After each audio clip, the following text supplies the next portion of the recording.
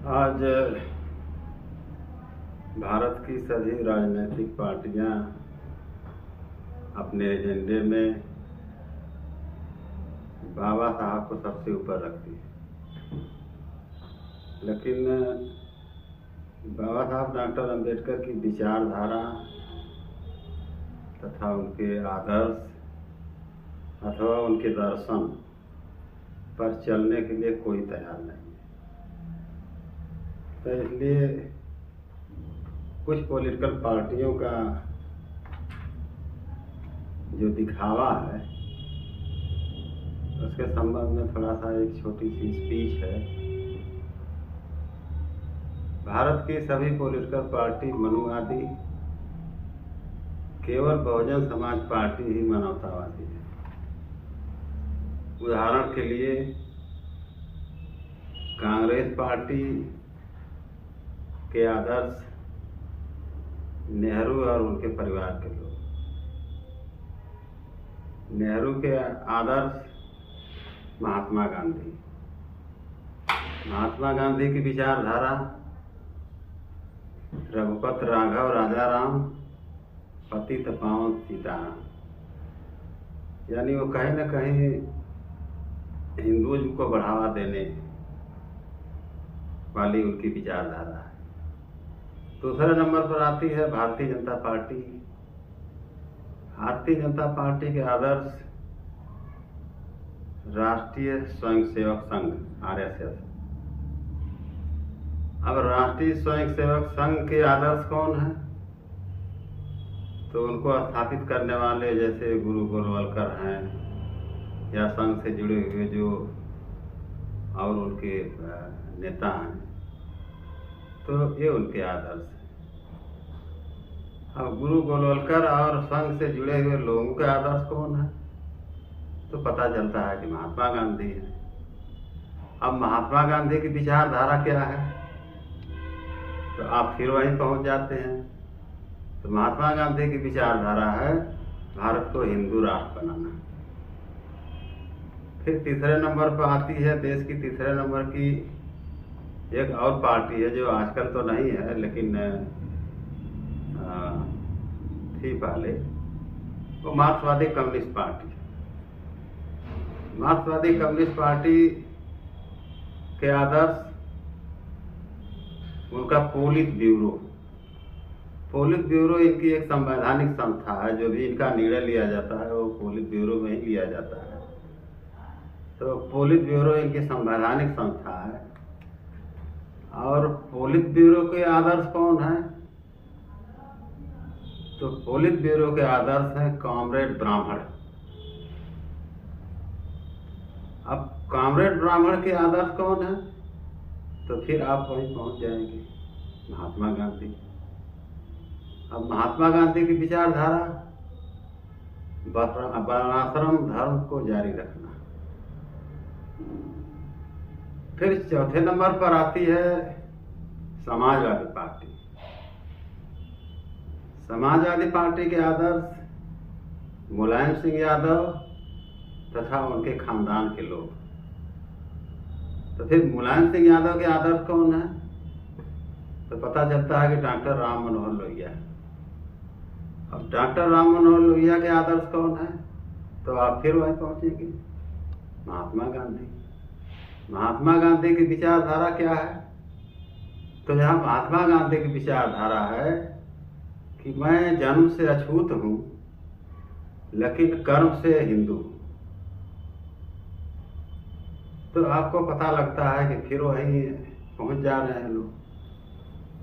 तो वैसे महात्मा गांधी बचपन में कहा करते थे, उनकी एक किताब है बचपन की जिसमें उनकी माँ उनसे कहती थी कि बेटा जब स्कूल जाते समय अगर गलती से कोई अछूत को स्पर्श अगर कर लिए हो तो तुरंत तुम किसी मुसलमान को ढूंढ करके स्पर्श कर लेना, तो इससे तुम्हारा अछूतपन मिट जाएगा। तो ये है गांधी की विचारधारा। फिर आगे आएंगे देश की एक तीसरी नंबर की पॉलिटिकल पार्टी राजनीतिक दल है जो बहुजन समाज पार्टी है। अब बहुजन समाज पार्टी के आदर्श कौन है? तो बहुजन समाज पार्टी के आदर्श हैं मानवर कांसीराम साहब। मानवर कांसीराम साहब के आदर्श कौन है? तो पता चलेगा कि एक उनकी विंग है जो कर्मचारियों से उन्होंने शुरू किया था, उसका नाम उन्होंने बामसेफ रखा था। और बामसेफ कर्मचारियों का ही संगठन था, पढ़े लिखे लोगों का संगठन था। तो मानवर कांसीराम साहब के आदर्श बामसेफ है, या बामसेफ जो है मानवर कांसीराम साहब के आदर्श है। तो मानवर कांसीराम साहब के आदर्श कौन है? तो पता चलेगा कि बुद्ध, फूले साहू अम्बेडकर तथा मानवतावादी विचारधारा से जुड़े हुए अन्य महापुरुष, ये मानवर कांसीराम साहब के आदर्श हैं। तो इन महापुरुषों की विचारधारा क्या है?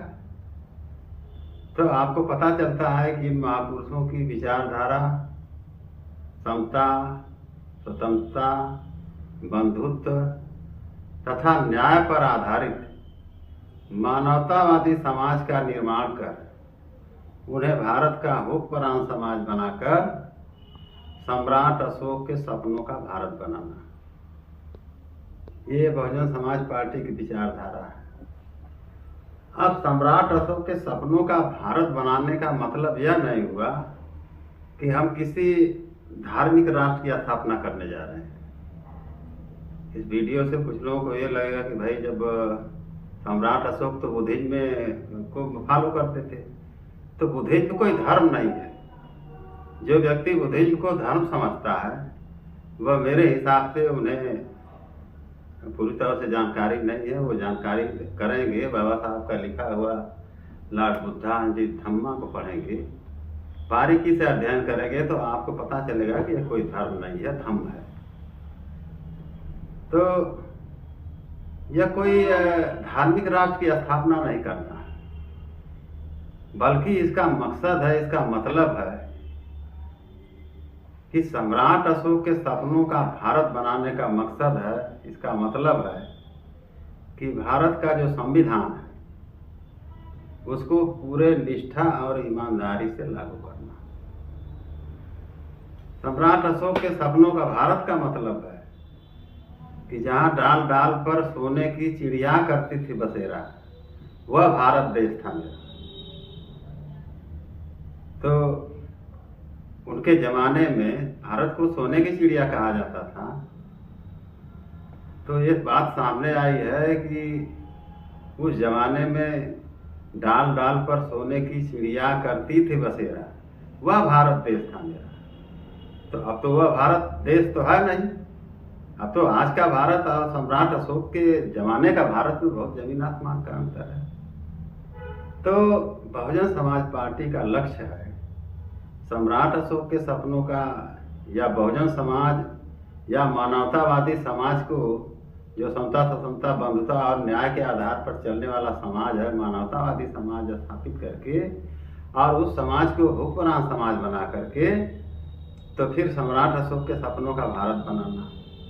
तो सम्राट अशोक के सपनों का भारत बनाने का मकसद सिर्फ इतना है कि उनके ज़माने का भारत, और उनके ज़माने के भारत का मतलब है कि भारत के संविधान को पूरे निष्ठा और ईमानदारी के साथ लागू करके कानून से कानून का राज स्थापित करना। ये है सम्राट अशोक के सपनों का भारत बनाना।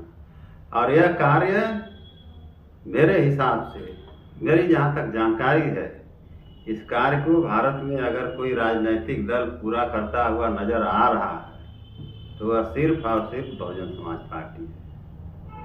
नमो बुद्धाय, जय।